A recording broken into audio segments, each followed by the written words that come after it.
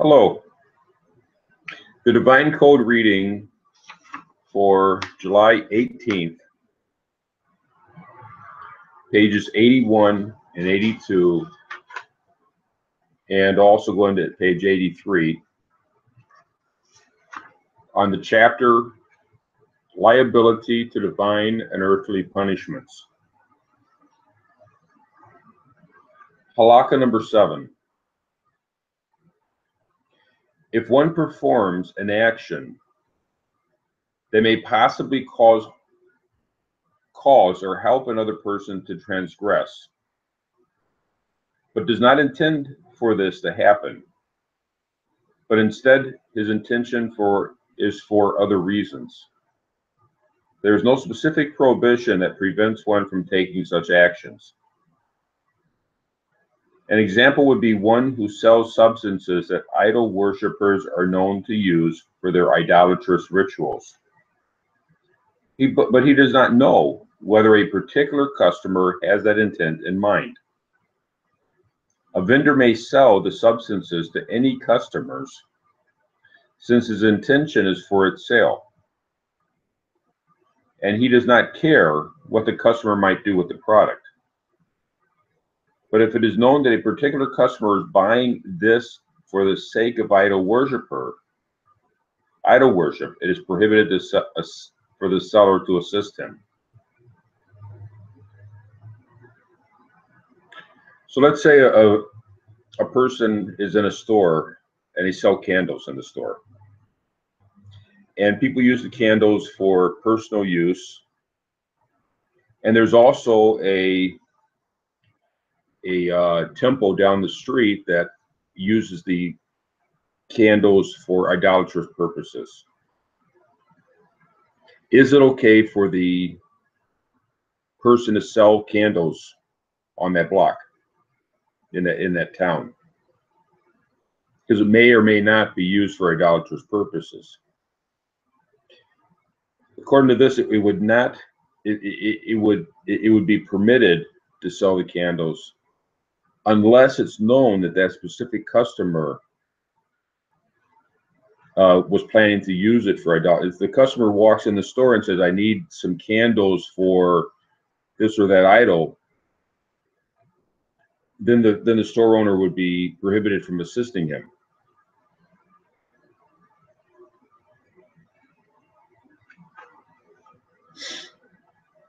This only applies, however, when he is providing the sole possibility for the person to sin. But if this opportunity could be found without his assistance, for example, the product is readily available in other stores as well, then even if he definitely knows that the intention of the customer is to commit a transgression with this product, then there is no prohibition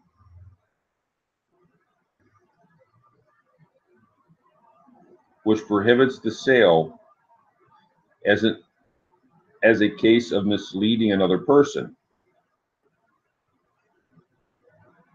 Still, it is pious to avoid doing things that could mislead another person to performing a prohibited act. So if the person walks in the store and says that they're buying candles for idolatrous practice, if he's the only store that sells the candles or sells whatever it is he's selling, if he's the only person selling it, then he should not sell the product to that customer. But if the store across the street also sells the product, then he's not prohibited from selling it to him, because the guy is not depending upon him, and therefore his selling or not selling is not going to prevent the person from doing the prohibited action. But it would be best, it would be a pious thing, it would be a proper thing, nevertheless, not to sell the product to the person. Because why would you want to assist them in this?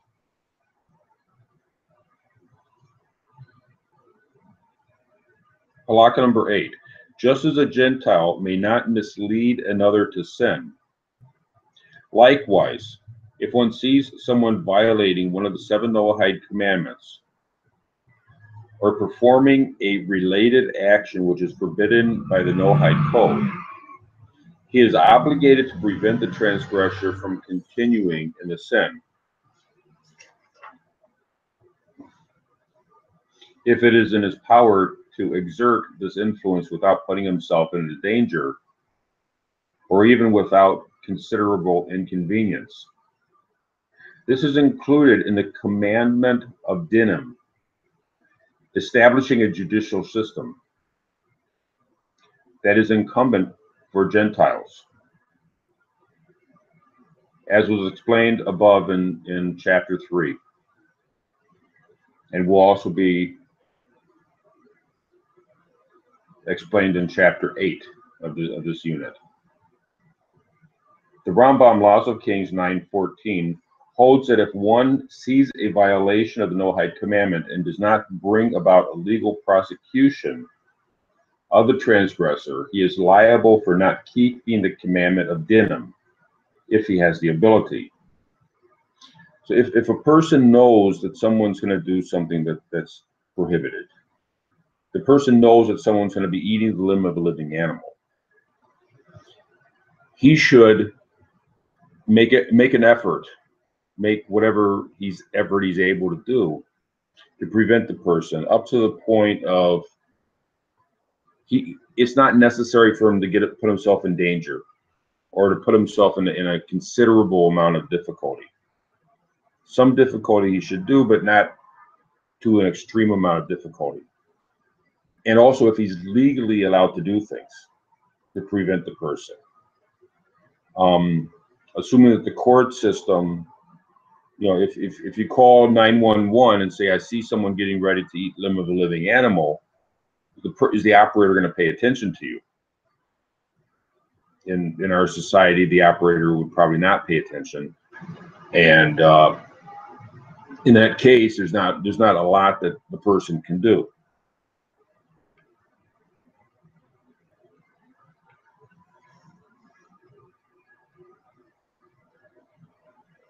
Although there are some opinions that a Gentile may not be punished for not fulfilling a positive aspect of the commandments, it is nevertheless clear that if he has the ability to do so without putting himself at risk, he is obligated to separate another from committing a sin. And he is not permitted to turn away and say that it is not his concern.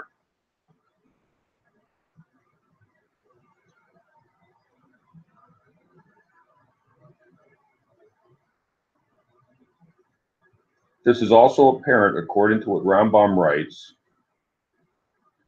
in the Laws of Kings 9:14, to judge and warn people. As explained in the Chem Mishnah, it is not specifically a warning for Gentiles not to transgress, but rather to teach them about all their commandments, meaning to teach them the Noahide code in its details. Still, it appears that it is logically clear that there is a logically clear obligation on all leaders of a society to teach the people the laws of the land, and surely the divine precepts which they are commanded in, namely the 7 Noahide commandments. This is also the opinion of Akaina Chaim, Volume 2, Chapter 22. Therefore, it is logical that just as there is an obligation for the judges to enforce the laws and warn people about them, the same applies for all those who have the opportunity to prevent another from transgressing. And this is also included in the general precept to compel all the nations of the world to accept the 7 Noahide commandments, as explained above in topic chapter 3, halakha 1. So there's a requirement on all people to teach and to compel others to follow the 7 Noahide commandments. and it's specifically on the court system, as well as in a general sense to all people, but it's specifically on the court system, on the government, to get people to follow these. So if you see someone eating a limb of a living animal, you should be able to, first of all, you should be able to go up to the person, say you shouldn't be doing that. You should also be able to call 911 and get a response that someone's getting ready to eat the limb of a living animal, and the government should come in and prevent that from happening. That's the way it should function.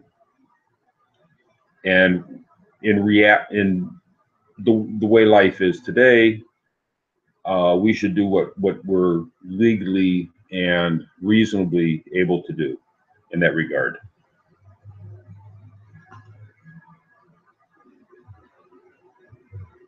Note that Chapter 3, topic Halakha 1, speaks about the obligation of authorities to uphold the Noahide commandments by correcting and influencing the citizens in their observance and by enforcing laws. But obviously, this is only if the society as a whole is capable of accepting the commandment of dinim. If there is a court that will judge correctly, hence, instead, here we explain the role of the individual. And if there is no such court, there is definitely no major responsibility on the individual to stop another from committing a sin, from continuing to sin. The responsibility of an onlooker to stop the murder or rape of a pursued victim by injuring, if necessary, killing the pursuer, is addressed in the section in part 5. It's on the prohibition against murder, chapter 3, on the laws of the pursuer of self-defense. So in the case of murder or rape, there is an extra responsibility on the onlooker to prevent this from happening. There needs to be more from the person to do something about it. In the case of the limb of a living animal, it's a horrible thing, but it doesn't reach the same urgency as in the case of rape or murder. If one is not able to stop the person from continuing to commit a sin, then the rules in topic 7 above apply to whether a person may assist the violator to continue.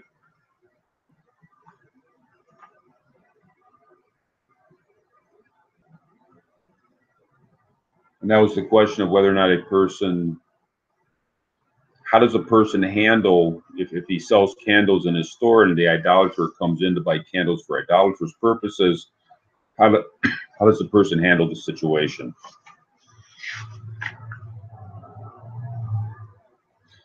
Parents are obligated to provide education to their children, and specifically in the fulfillment of the Noahide Code.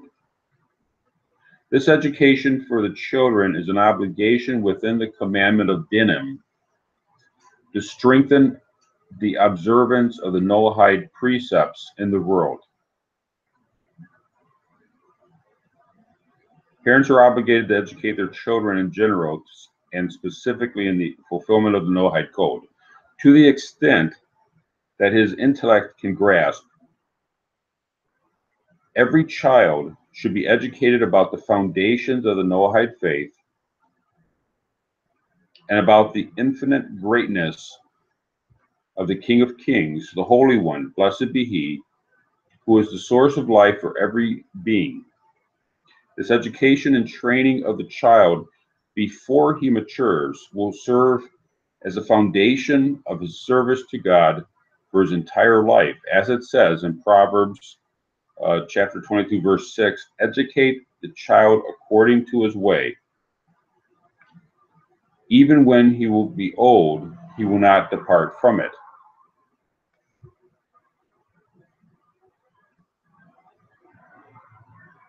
And it's recommended the Principles of Education and Guidance by Rabbi Yosef Yitzchak Schneerson, published by Quixote Publishers.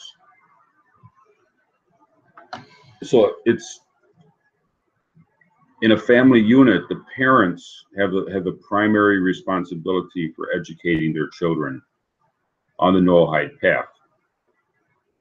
And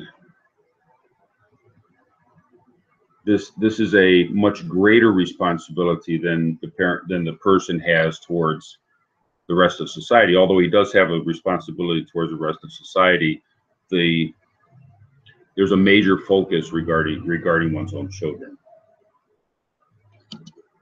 Thank you.